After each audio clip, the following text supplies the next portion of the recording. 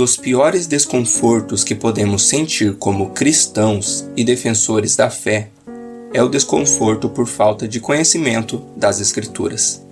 Geralmente sentimos vir à tona tal desconforto quando precisamos lidar com o descrente, com um amigo em dificuldade, com a depuração da cultura que nos envolve, ou até mesmo com aquele dito sábio, sendo ele de fato sábio ou não. Pois quando nos falta o conhecimento sobre algo, acabamos em muitas situações, refém daqueles que dizem deter o conhecimento que nos faltou. Quando não desenvolvemos esse entendimento, pela busca do conhecimento, rejeitamos conhecer, padecemos na ignorância, podendo até mesmo chegar na própria destruição. Aprendemos isso nas Sagradas Escrituras. O meu povo foi destruído porque lhe faltou o conhecimento. Oséias, capítulo 4, versículo 6. Em todo o livro de Provérbios, também encontramos muitos conselhos para que busquemos os conhecimentos de Deus. Conselhos que nos ensinam o quanto é preciso e agradável esta busca, ensinando-nos que o conhecimento de Deus traz justiça, livramento e recompensa. No capítulo 1, encontramos as seguintes sentenças: o temor do Senhor é o princípio do conhecimento, mas os insensatos desprezam a sabedoria e a disciplina. Provérbios, capítulo 1, verso 7. E vocês, tolos, até quando desprezarão o conhecimento? Provérbios, capítulo 1, verso 22. Se acatarem a minha repreensão, eu darei a vocês um espírito de sabedoria e revelarei a vocês os meus pensamentos. Provérbios, capítulo 1, verso 23. Mais adiante, no mesmo capítulo, encontramos as consequências de rejeitar tais conselhos, ou seja, rejeitar a busca pelo conhecimento. Quando aquilo que temem abater-se sobre vocês como uma tempestade, quando a desgraça os atingir como um vendaval, quando a angústia e a dor os dominarem, então vocês me chamarão, mas não responderei. Procurarão por mim, mas não me encontrarão. Visto que desprezam o conhecimento e recusam o temor do Senhor, não quiseram aceitar o meu conselho e fizeram pouco caso da minha advertência. Provérbios, capítulo 1, verso 27, 28, 29 e 30. Já no Novo Testamento, também encontramos na segunda epístola de Pedro um grande ensinamento sobre a busca pelo conhecimento. Nos deixa explícito as benevolências adquiridas através da obtenção do conhecimento. Seu divino poder nos deu tudo de que necessitamos para a vida e para a piedade, por meio do pleno conhecimento daquele que nos chamou para a sua própria glória e virtude.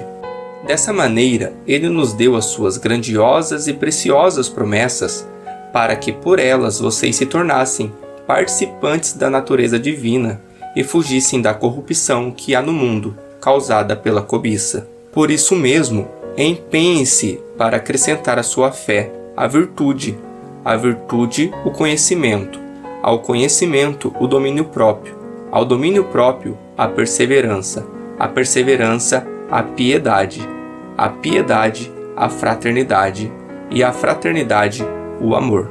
Porque se essas qualidades existem e estiverem crescendo em sua vida, elas impedirão que vocês, no pleno conhecimento de nosso Senhor Jesus Cristo, sejam inoperantes e improdutivos. Todavia, se alguém não as tem, está cego, só vê o que está perto, esquecendo-se da purificação dos seus antigos pecados. Segunda Epístola de Pedro, capítulo 1, verso 3 ao 9. Reconhecemos, por meio destes textos, extraídos das Sagradas Escrituras, a importância da busca pelo conhecimento, pois é através do conhecimento que nos aproximamos de Deus, entendemos a sua glória e virtude, reconhecemos a graça na obra redentora do nosso Senhor e Salvador Jesus Cristo, identificamos as suas promessas, nos livramos do mal, da corrupção que nos aflige, exercitamos a perseverança, a piedade, a fraternidade e o amor. Quando buscamos o conhecimento de Deus, evitamos cair no comodismo. Em outras palavras, quando não fazemos questão pela busca do conhecimento, evitamos nossas responsabilidades como cristão.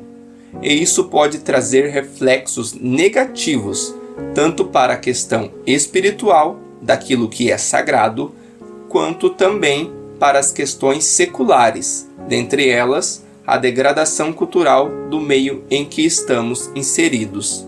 Tratando-se do comodismo referente a questões seculares, podemos citar situações no âmbito profissional, nas escolhas políticas, nos relacionamentos interpessoais. Porém, já partindo em direção a questões sagradas, devemos evitar o comodismo, por exemplo, em questões como relacionamento conjugal. Observe que devemos sempre tomar como parâmetro a palavra de Deus. Vós, maridos, amai vossas mulheres, como também Cristo amou a igreja, e a si mesmo se entregou por ela.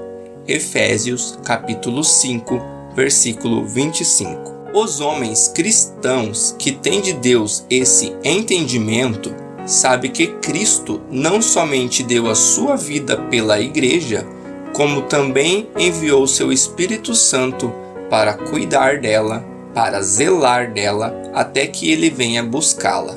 Com este mesmo sentimento de entrega, de cuidado, de zelo, os homens cristãos devem amar e tratar de vossas mulheres, tendo como esposo um homem cristão que segue o ensino dado em Efésios capítulo 5, versículo 25. As mulheres, para um relacionamento fundamentado no cristianismo, devem, da mesma maneira, tomar como parâmetro de conduta e vida conjugal a palavra de Deus, que diz: Vós, mulheres, sujeitai-vos a vossos maridos, como ao Senhor, porque o marido é a cabeça da mulher, como também Cristo é a cabeça da igreja, sendo ele próprio o Salvador do corpo, de sorte que, assim como a igreja está sujeita a Cristo, assim também as mulheres sejam em tudo sujeitas a seus maridos. Efésios capítulo 5, versículo 22 ao 24. Sendo assim, observando este ensino e praticando, teremos nossa vida casta na doutrina e na vontade de Deus, para sua honra e glória. Tratando-se daquilo que é sagrado, somos ensinados em Hebreus, capítulo 6, versículo 1. Por isso, deixando os rudimentos da doutrina de Cristo, prossigamos até a perfeição, não lançando de novo o fundamento do arrependimento de obras mortas e de fé em Deus. Aqui, o autor nos conclama a seguirmos o caminho do crescimento e da espiritualidade cristã. Nas palavras do autor, não deveríamos tornar necessário estabelecer de novo e discutir sempre e somente os fundamentos do cristianismo, mas, uma vez que já entendemos e estamos firmados nos primeiros rudimentos da fé em Cristo, partimos em busca do conhecimento mais elevado de Deus, em busca da perfeição. O avanço em direção à perfeição de Cristo se faz necessário. Esta perfeição seria um estado mais avançado de conhecimento que nos levaria à perseverança, à piedade, à fraternidade e ao amor cristão, nos impedindo de ser inoperantes e improdutivos, nos livrando da apostasia e da destruição pela falta de conhecimento. Um exemplo muito comum e que ainda observamos entre os nossos são aqueles irmãos que terceirizam sua responsabilidade de buscar conhecimento, a ação do Espírito Santo de Deus, usando de textos e expressões fora de contexto bíblico para justificar seu comodismo, e quando interrogados dizem: não precisamos conhecer ou estudar, pois o Espírito Santo quem falará na nossa boca. usando como muleta o texto encontrado em Lucas, capítulo 12, versículo 12. Porque na mesma hora vos ensinará o Espírito Santo o que vos convenha falar. Porém, quando entendemos o contexto desta mensagem em Lucas, compreendemos que Jesus não disse isso, fazendo correlação com a busca pelo conhecimento, ou muito menos a despeito daqueles que ministravam a palavra. Ele falava a respeito da declaração pública de fé, fé esta que veio pelo ouvir e pelo examinar da palavra de Deus. Se voltarmos um versículo no texto de Lucas, nos deparamos com o seguinte: quando vocês forem levados às sinagogas e diante dos governantes e das autoridades, não se preocupem com a forma pela qual se defenderão ou o que dirão. Lucas, capítulo 12, versículo 11. Podemos então, através desse versículo, relatar algumas experiências de fé, como a de Estevão, o primeiro mártir. Quando Estevão, o primeiro mártir, foi levado perante os magistrados, vemos o Espírito Santo falando na boca dele. Porém, nada do que o Espírito Santo falou na boca de Estevão era desconhecido do seu intelecto. Toda a fala do Espírito Santo na boca de Estevão validou o seu conhecimento. Se tratava de um conhecimento mais elevado de Deus. Vemos o Espírito Santo também tomando a boca de Paulo, quando este fala em sua defesa. E da mesma maneira que em Estevão, o Espírito Santo valida o conhecimento de Deus que Paulo buscou e adquiriu durante toda a sua vida. Da mesma maneira, ocorre com Pedro, na primeira pregação em Atos dos Apóstolos, onde ocorreu a maior conversão da história da igreja. Quando o Espírito Santo fala na boca de Pedro, valida o conhecimento que Pedro tinha das profecias do profeta Joel e dos Salmos. Sendo assim, fica evidenciado que o Espírito Santo usa do conhecimento que temos de Deus para então falar na nossa boca. Portanto, irmãos, em hipótese alguma, o ensino das Escrituras nos motiva a ser comodista, terceirizar as nossas responsabilidades e não buscar o conhecimento. Pelo contrário, é muito claro em nos mostrar que o comodismo nos enfraquece, empobrece e distancia de Deus, pois quando caímos no comodismo, deixamos de ir em busca da plenitude divina. E essa rejeição ao conhecimento nos levará à falta de paz, à falta do temor de Deus, ao pecado, em outros à apostasia e até mesmo à morte.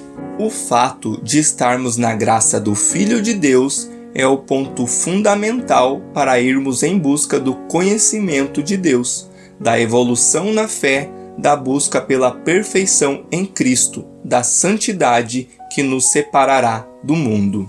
Que Deus abençoe a cada um, segundo o beneplácito da sua vontade. A Deus a honra e a glória para sempre. Amém.